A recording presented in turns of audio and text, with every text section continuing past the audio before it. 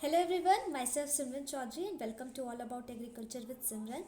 आज हम लोग पाउडरी मिल्ड्यू ऑफ वीट पढ़ने जा रहे हैं, जो हमारे क्रॉप डिजीज़ मैनेजमेंट में वीट की एक और डिजीज़ है। सबसे पहले thank you and congratulation everyone, finally हम लोग के 1000 प्लस सब्सक्राइबर हो चुके हैं, जो कि एक बहुत बड़ा अचीवमेंट है मेरे लिए और हम सब के लिए। और आप लोग इस वीडियो के नीचे आपके जितने भी डाउट्स हैं वो आप पूछिएगा। और we are thinking about, since आपके लास्ट वीडियो पे बहुत ज़्यादा कमेंट आए थे कि लाइव आइए, Q&A करिए, लाइव आइए, एक्सेट्रा एक्सेट्रा। तो आपके जितने भी डाउट्स हैं, ठीक है, वो आप जितने भी रिलेटेड मुझसे क्वेश्चन आप पूछना चाहते हैं, वेदर इट्स बीन AFO या नबार्ड या किसी भी चीज़ से रिलेटेड आप क्वेश्चंस पूछना चाह रहे हैं, तो इस वीडियो के नीचे करिएगा। फिर Q&A में हम उस क्वेश्चंस को, जो सबसे ज़्यादा आस्क्ड क्वेश्चंस होंगे, लाइव क्वेश्चंस होंगे, उन्हें ज़रूर पूछेंगे। ठीक है, तो स्टार्ट करते हैं। Powdery mildew of wheat. और हाँ, काफ़ी दिन बाद ये वीडियो आ रहा है। एक्चुअली मैं शिफ्टिंग की वजह से बहुत प्रॉब्लम हो गया, लेकिन अब मैं रेगुलर होने की कोशिश पूरी पूरी पूरी पूरी करूँगी। और इसकी वजह से हो सकता है कि मुझे आपको ऐसे प्रिंट आउट मटेरियल्स देने पड़ जाए, मैं खुद टाइप कर ना पाऊँ, क्योंकि अपने भी नोट्स बनाने होते तो थोड़ा टाइम उतना नहीं मिल पाता है। लेकिन क्या कहते हैं, लेक्चर्स अब आपको रेगुलर मिलेंगे। मेरे कंटेंट डिलीवरी में कोई प्रॉब्लम, मतलब आपको कोई शिकायत का मैं मौका नहीं दूंगी। जैसे मैं आपको पढ़ाती हूँ वैसे ही मैं आपको पढ़ाने की पूरी पूरी अच्छे से एक्सप्लेन करते हुए कोशिश करूँगी।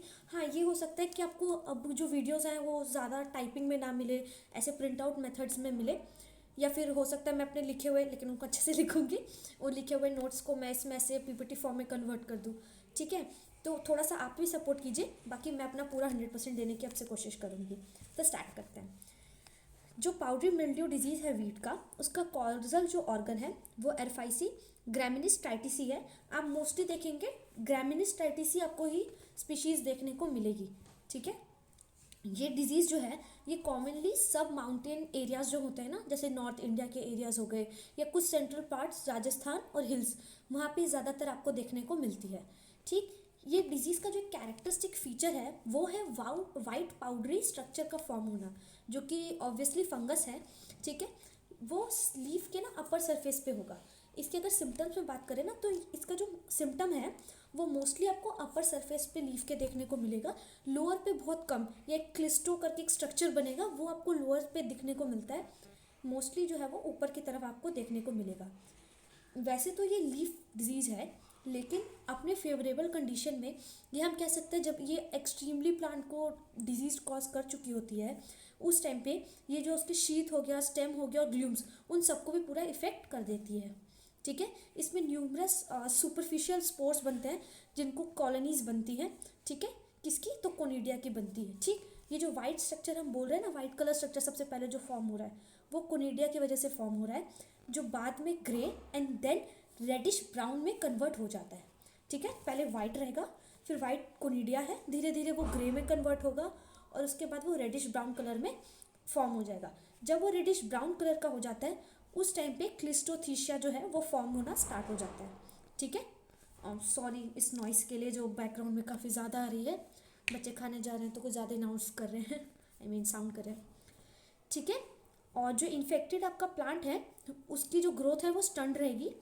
ठीक, वो जो प्लांट है उसकी ग्रोथ रुक जाएगी, उसका साइज भी छोटा हो जाएगा और उसमें नंबर ऑफ लीव्स धीरे धीरे खत्म होने लगेंगे, क्योंकि वो जो पाउडरी मिल्ड्यू है वो वीट पे होने लगा है उसके लीव्स पे, तो इसलिए धीरे धीरे उसका नंबर जो है वो कम होने लगेंगे।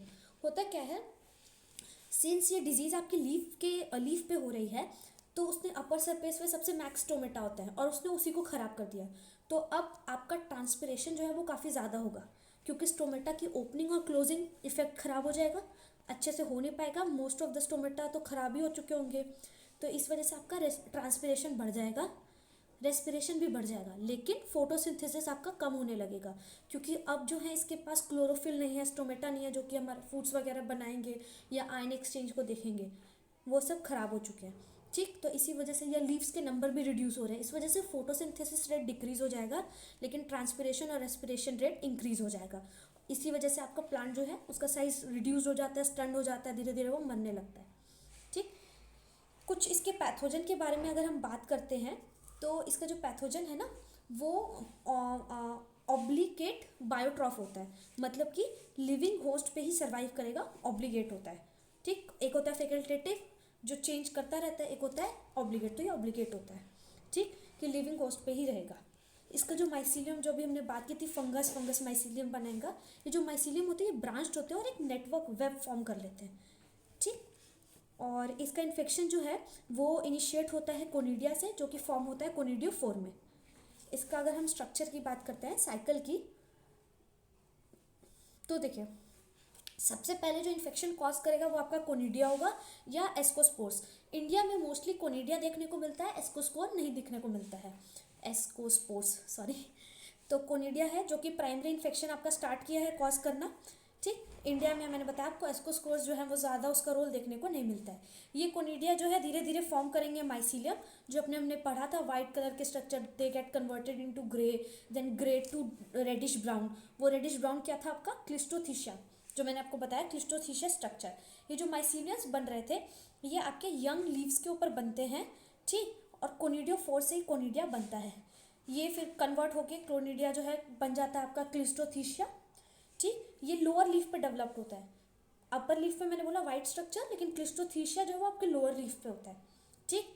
फिर ये क्लिस्टोथीशिया जो है फिर से डिवाइड करता है, मल्टीप्लाई करता है और ज़्यादा माइसीलियम बनाना स्टार्ट करता है, जो कि कोनिडियोफोर, जिससे निकलेगा हमारा कोनिडिया या एस्कोस्पोर्स पर निकलेगा, वो बंद करता है। और ये जो कोनिडिया जो है ये री इन्फेक्शन कॉज करता है।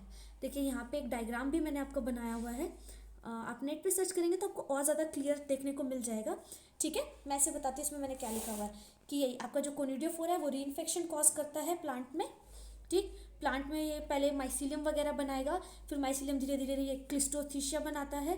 क्लिस्टोथीशिया जो है ये ब्रेक करेगा और ज़्यादा स्प्रेड होगा। ये लोअर पार्ट में था, फिर लोअर से ये दूसरे लीफ के अपर पार्ट में जाएगा, वहाँ पे कोनिडिया के फॉर्म लेगा, एस्कोस्पोर्स बनेगा और जो हमारा अच्छा प्लांट है उसको भी इफेक्ट करेगा, ठीक। एयरबोर्न बन जाता है, ये एयरबोर्न बन के उड़ के जाता है कोनिडिया और बाकी रेस्ट प्लांट को भी ये खराब करने लगता है, ठीक। तो इसलिए कहा है कि कोनिडिया जो है वो री इन्फेक्शन कॉज करता है।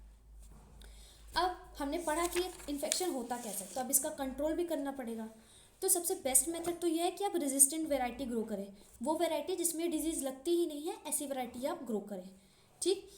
उसके बाद हार्वेस्ट करने के बाद जब स्ट्रॉज छोड़ देते हैं, उन स्ट्रॉज में इन्फेक्शन वो रहता है, अपने अनफेवरेबल कंडीशन में वो उधर सर्वाइव कर जाता है और जब फेवरेबल कंडीशन आता है, न्यू आप प्लांट ग्रो करता है तो वो उसके ऊपर उड़ के चला जाता है, या जो भी बायोटिक एबायोटिक मेथड्स ले उसके थ्रू वो ट्रांसफ़र होता है। तो इसलिए जब आप हार्वेस्ट कर लें तो उसके बाद फील्ड को आप बर्न भी कर सकते हैं। एक बर्न और स्लैश मेथड पढ़ा होगा आपने, उस टाइप से आप जो रेसिड्यूज हैं उनको बर्न भी कर सकते हैं। ऑल्दो ये उतना ज़्यादा फेवरेबल मेथड नहीं है प्रिवेंशन का, ठीक। लेकिन अगर आप केमिकल यूज़ नहीं कर रहे हैं तो आप ये भी ट्राई कर सकते हैं, लेकिन मोस्टली लोग जो है वो रेजिस्टेंट वेराइटी ही ग्रो कर लेते हैं, ठीक। लेकिन अगर आपका जो एक्सपेक्टेड यील्ड है वो काफ़ी ज़्यादा हाईली इफेक्ट हो रहा है, ठीक है, आपका लॉस काफ़ी ज़्यादा हो रहा है, तो आप क्या कर सकते हैं, तो आप स्प्रे कर सकते हैं mixture of Dithane M45 and Karathane, ठीक है, यहाँ लिखा है ना डाइथेन M45 एंड कैराथेन। इसका जो है आप स्प्रे कर सकते हैं, इसका मिक्सचर वो काफ़ी ज़्यादा बेनिफिशियल होता है। इसको प्रिपेयर कैसे करते हैं, तो आप 16 पार्ट्स ले लीजिए डाइथेन M45 का और 4 पार्ट्स ले लीजिए कैराथीन का, कैराथीन 25, ठीक। उसको अच्छे से मिक्स कर लीजिए, मतलब 2 kg पर हेक्टेयर के हिसाब से इन 1000 लीटर ऑफ वाटर्स, और उसको 3 स्प्लिट्स में हर 10 से 15 दिन के इंटरवल पे 3 स्प्लिट्स में आप पानी को उसको स्प्रे करिए अपने फील्ड में। तो इससे ये जो डिजीज़ है आपकी वो कंट्रोल में आ जाएगी और धीरे धीरे ख़त्म, इरेडिकेट हो जाएगी प्रॉपरली।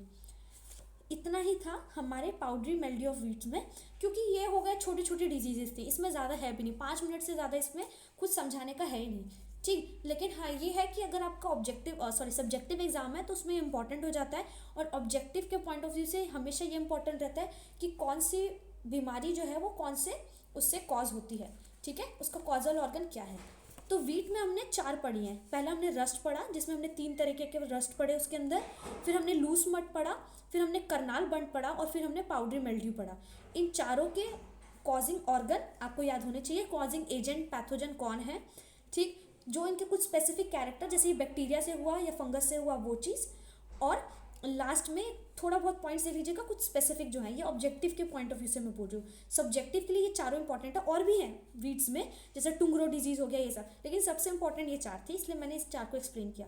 अब हम राइस स्टार्ट कर देंगे। राइस में हमने बैक्टीरियल ब्लाइट तो पढ़ लिया है, आगे जो जो इंपॉर्टेंट है वो हम कवर करते जाएंगे, ठीक है। और आप क्वेश्चन पूछिएगा for your Q&A session, and thanks for watching.